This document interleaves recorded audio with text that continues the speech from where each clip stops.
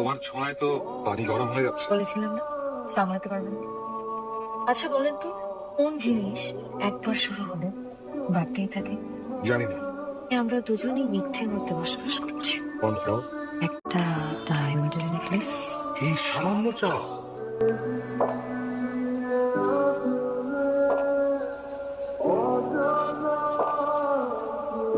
আচ্ছা, এই লোকটাকে কোন লোকটা?